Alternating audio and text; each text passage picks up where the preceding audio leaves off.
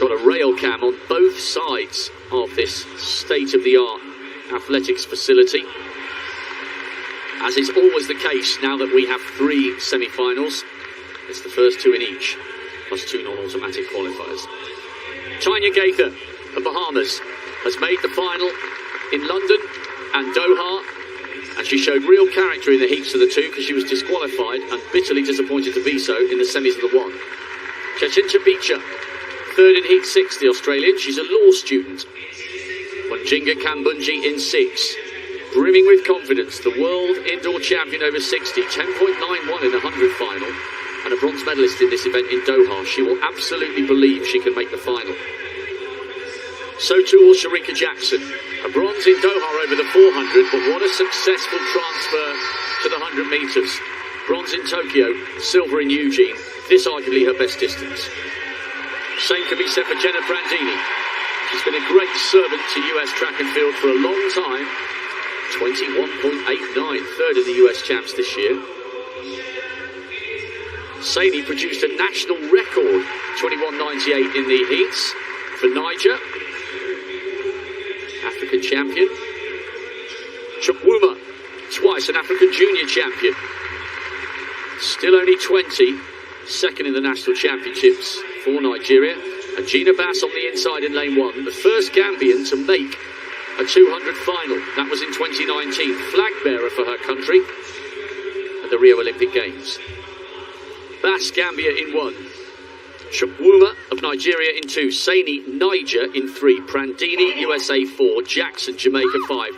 Kambunji, Switzerland in 6. Bicha, Australia 7. And Gaither on the outside for the Bahamas.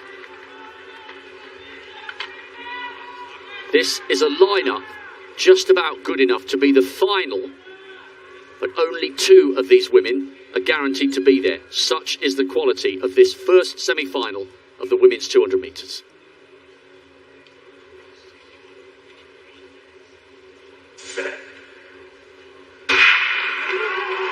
Looks pretty even at the moment. Good running by Kambunji, and now Shericka Jackson coming up onto the Swiss athlete's shoulder. Brandini's in 3rd at the moment. Saini has a little bit to do.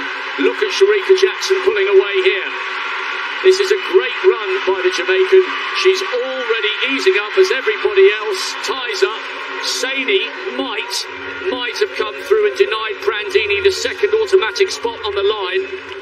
And listen to the time. 21.68, and she was easing up with 50 metres to go. She has come here with 1 goal in mind. She should have been in the final in Tokyo, made tactical mistakes by easing down too soon in the heats. She's here for gold, and that was an incredible declaration of intent. She was making sure that there was no doubt about it. Saini had a very good run coming on at the end, and that's what you talk about. You have to keep running through the finish line, especially in races like this, because you don't know who's going to make it. 22.04 for Saini. Kambunji, a national record, 22.05, but incredibly, at 22.05, she'll have to wait and see. She ran so well round the bend, so well. But Shericka Jackson, 21.67. She's easing down with 50 metres to go. Okay, I shouldn't say this, but I am. Okay. The world record is 21.34. It's not impossible, is it? No. On the quality of what we've seen here, Yes. she can go a lot faster than 21.67. I think it's on. Call what you see. Like you said, she got out.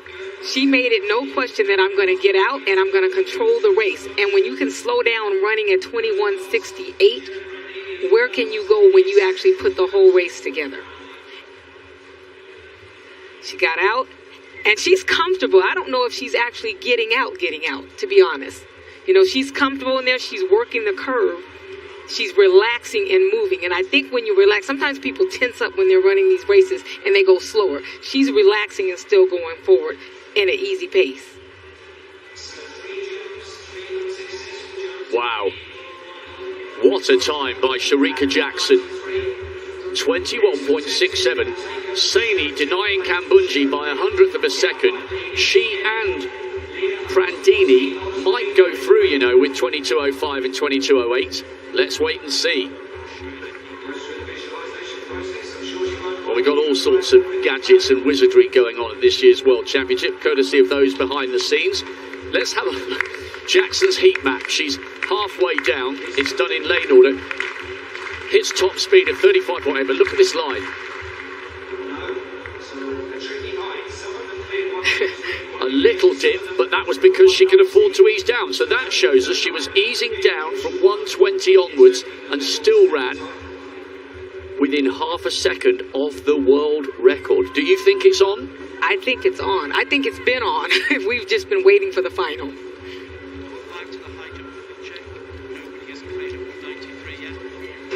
For the Olympic champion, Elaine Thompson-Herah goes in lane 6 of this second semi-final.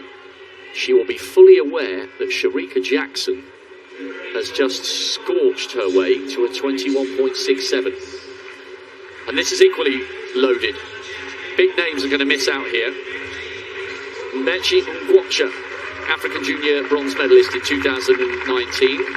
She's on the outside. PB this season might need another. Victoria Rosa, 3 times a South American champion, 26 years of age.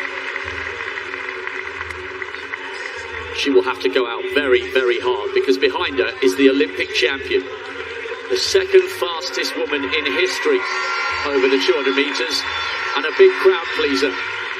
Finally got herself a World Championship medal over the 100, but it was bronze and she's used to gold. Beatrice Masalingi, World Junior silver medalist last year over the 1 and the 200 metres. Still a teenager and very, very fast. She will fancy she can get out and stay out ahead of the defending champion Dina Asher-Smith. 4th in the 100, but ran 10.83. It's been a slow-ish season by her own high standards, but that time in the 1 tells you she's peaking at the right time for the 2. Tamara Clark, she won heat 4 to come through. 22.27. She's the 4th fastest in the world this year. 21.92, her best time. Gabay, PB in May, and just a 10th of a second slower than that, making it through the heats. And Odiong of Bahrain, the Asian champion over the 1 and the 2, swaps from lane 8 for the heats to lane 1 for the semis. And she looks like she's ready to fire, doesn't she? She does. She gave us the dance yesterday and got through, and she gave us another one. Odiong, Bahrain in 1, Gabay, Cote d'Ivoire in 2, Clark, USA in 3, Asher-Smith, the defending champion, 4, Masalingi, Namibia in 5, Thompson-Herah, the Olympic champion in 6, Rosa, Brazil 7, Ngwatcha, Nigeria on the outside in lane 8. Another truly staggering lineup, and only 2 of these women guaranteed a place in the final. Jackson ran 21.67 in the first. Who's taking the honours here in the second, and how fast will it be? Well, there's no room for tactics here because the lineup is just too good. Thompson-Herah out in 6 has gone out well, and so too Dina Asher-Smith. But it's the Olympic champion who has the edge over the defending champion. Thompson-Herah with a very composed piece of running here, but Dina Asher-Smith is coming. Thompson-Herah just needs to make sure. Ooh, now Thompson-Herah might have finished 3rd there, because the American Tamara Clark came through. Asher-Smith is very close on the line with Thompson-Herah. Now I think it was a case of the Olympic champion easing up and perhaps not realising that the American was coming through on the inside. 21.95 for Clark. I think Asher-Smith managed to outdip Thompson-Herah, which means the Olympic champion will have to see if she goes through as a non-automatic qualifier. And it is coming up at the moment. Asher-Smith, 100th of a second ahead of Thompson-Herah. 21.97 for the Olympic champion, which does put her in a non-automatic spot. But she would have expected to make sure. Was she tired, or did she miscalculate the American coming through on the inside because she thought it was going to be her and Asher-Smith? I think she miscounted, but like we talked about, when you get here, Tamara Clark is a young athlete. She has nothing to lose and everything to gain, and you have to be willing to basically pull every muscle in your body to get to that next point. And if you get there or you don't get there, you will get a PR, and that's what she's doing. You got to do that every single time, and you have to run to the rounds. You can't count out anyone in a race of a caliber like this. So at the moment, Thompson Herrold, she came around the bend and she looked comfortable, but now, all of a sudden, it gets a little bit tight, and she has to start driving for the line. And it shows you, even the best, and she's a four-time individual Olympic champion, but even athletes of her caliber, if you get it ever so slightly wrong in a race of this quality, right, you could end up jeopardizing your place in the final. I mean, if you think about it, if you saw what Tamara Clark did yesterday, she ran an exceptional race yesterday, so maybe you would think, oh, we kind of talked about that. Did she go all out? And did she run? And did she, shoot her wad, so to speak? And people would think that. But these coaches are training these athletes to do what they're supposed to do. You do more than that in practice. 5 minutes, you come back. So she's able to do that. And again, it underlines the quality of global women's sprinting at the moment. This is a semi-final, not the final, and the first three have gone inside 22 seconds. Absolutely. Absolutely. It is. That's the state of where our sport is right now, and it's a great thing to see. It really is a great thing to see. And hopefully, Elaine Thompson-Herrold will make it in on time. You would think that a time like 21.97 would be good enough for a non-automatic spot, but you'll have to wait and see. Yes. Tamara Clark out-dipping Asher Smith, who out-dipped Thompson Herrold. The Olympic champion will have to wait and see, but she'll probably be okay with 21.97. Rosa, an area record in fourth.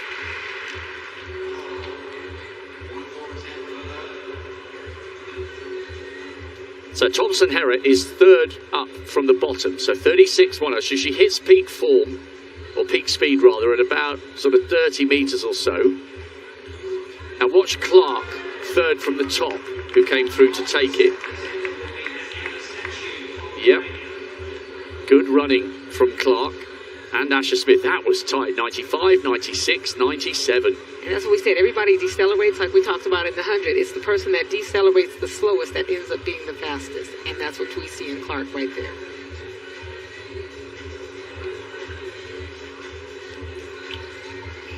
Shelly-Ann Fraser-Pryce on the track. The new tune from Beyonce booming on the PA system. Both iconic figures for different reasons. Shelly-Ann goes in 6 with Abby Steiner, one of the fastest in the world this year with that 21.77. She ran 21.77 on this unfolding. Then we've got the men's 200 semis, and we've got 2 blue ribbon events to round off the programme. The men's 15, followed by the men's 4 hurdles with Varholm, Benjamin and Dos Santos, the gold, silver and bronze medalists from last year. Back to the here and now. Fraser-Pryce, 5 world titles over 100 metres, the only athlete, male or female, in history to win 4 Olympic medals in the 100 metres. 2 golds, a silver and a bronze.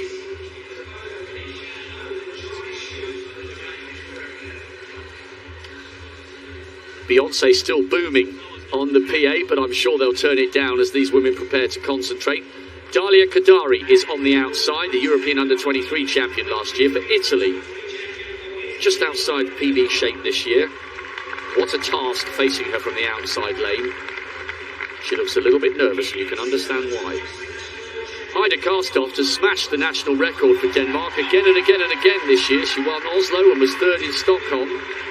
She might need another one, judging by who is on the lane inside. Let's listen to the reception. She's an icon, and they love her here as much as their own athletes. Fraser-Pryce in 6. Steiner, NCAA champion, the second fastest woman in the world this year. A brilliant 21.77 to take the US title. She's been swapping great times on the NCAA circuit with Favour Ofili, who represents Nigeria, World Junior Bronze last year, and African Games silver medalist in 2019. She's a really good 400-metre runner as well, so watch her come through late. Soares of Ecuador, now based in Portugal, South American champion over the 1 and the 2.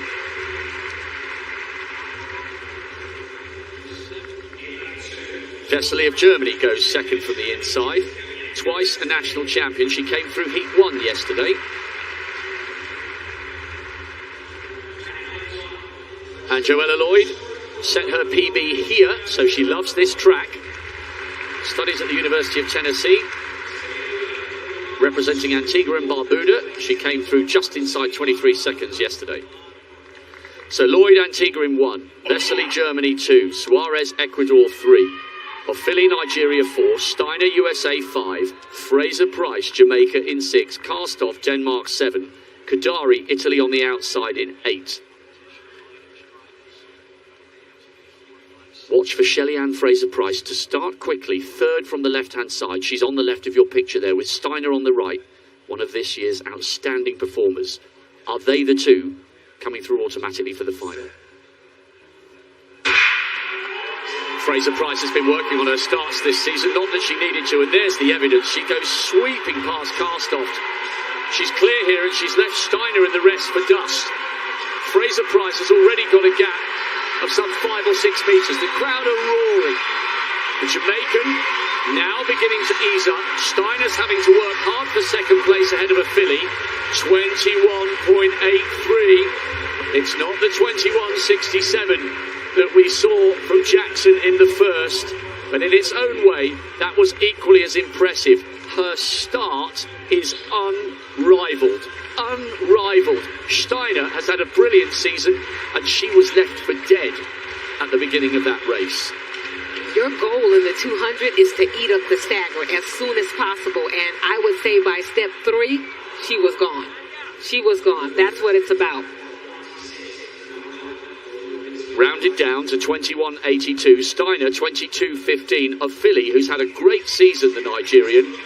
She will miss out because that second heat was so quick. Thompson Hera with 21.97 will go through. So the Olympic champion will make it. You take a look at her. That was step 2. She was already gone. She was doing actually, she's eating up the stagger on both of them that are on the outside of her. And now when she comes off the curve, she knows she's in great position and she can start to slow it down a little bit, but still being mindful of where she is and who might come up on her at the end. Thompson Hera will be joined by Kambunji in the final. I know that will bring you great joy because you love watching Kambunji. I do. Rewarded with a national record, 22.05 is good enough. So Kambunji, the world indoor champion, makes it into the final, and so does the Olympic champion, Elaine Thompson Hera. But the final's going to be fascinating because I think Jackson can run a breathtaking Feel the Pressure if Fraser-Price gets out in the final as she did there in the semi. And she's going to get out. Everybody's going to get out. That's the whole goal. I mean, we don't know what lanes they're going to have yet, but that will tell a story too. They're going to have to get out and have the best starts of